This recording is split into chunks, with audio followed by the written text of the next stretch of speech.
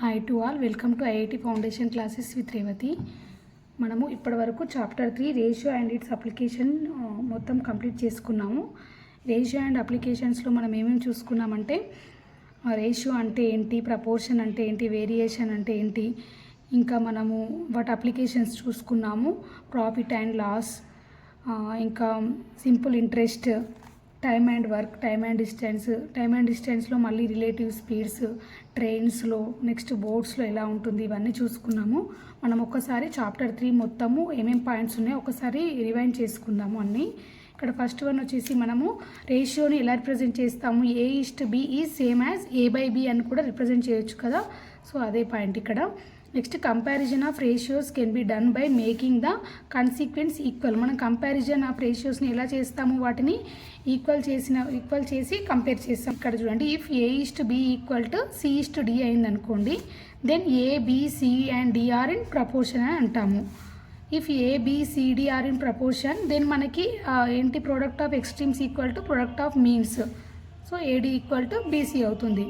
If B is the mean proportional of A and C, ఇక్కడ మనం A, B, C and three quantities తీసుకున్నాం అనుకోండి, ఇక్కడ B అనేది మీన్ ప్రపోర్షనల్ అవుతుంది. A:B ఈక్వల్ టు B:C ఈ కండిషన్లో మనకి, then B² equal to AC అనేది ఫార్ములా మనకి.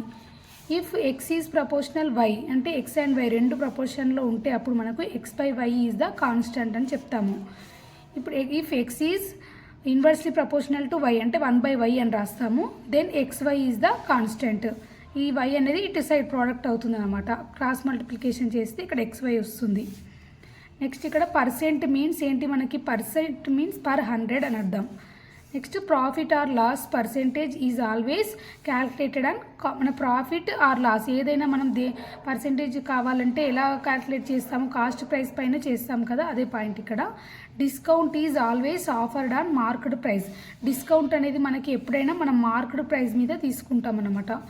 If the time taken to complete a piece of work in n days, then the part of the work done in 1 day. ఒకవేళ మనకి ఒక work అనేది n డేస్లో కంప్లీట్ అయిందంటే మనకు ఒక్క డేలో చేసే వర్క్ ఎంత అవుతుంది, ఇక్కడ 1/n అవుతుందని చెప్తున్నారు. రిలేటివ్ స్పీడ్ అంటే ఏంటి, the sum of speeds when bodies are moving in opposite డైరెక్షన్లో ఉన్నప్పుడు వాటి సమ్ని మనము సమ్ ఆఫ్ ద స్పీడ్స్ని రిలేటివ్ స్పీడ్గా తీసుకుంటాము.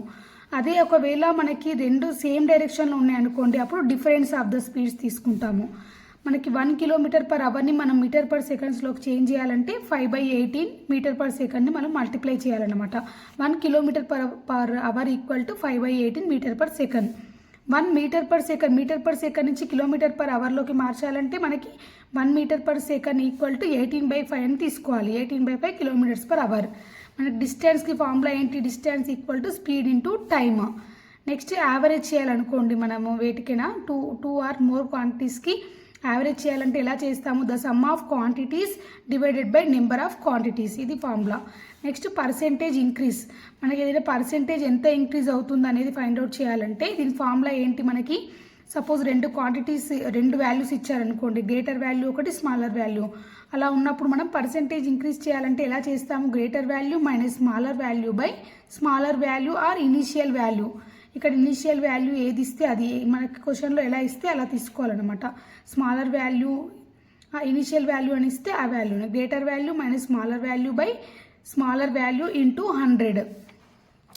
పర్సెంటేజ్ కాబట్టి మనం ఇంటూ 100 చేయాలి. నెక్స్ట్ పర్సెంటేజ్ డిక్రీజ్ అన్నారనుకోండి, అప్పుడు greater value minus smaller value by greater value or initial value into 100%.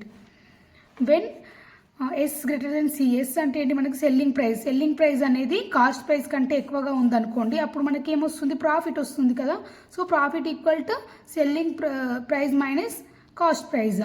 When S less than C, selling price less than cost price ఉందనుకోండి, అప్పుడు మనకి లాస్ వస్తుంది. కాబట్టి లాస్కి ఫార్ములా ఏంటి, మనకి cost price minus selling price.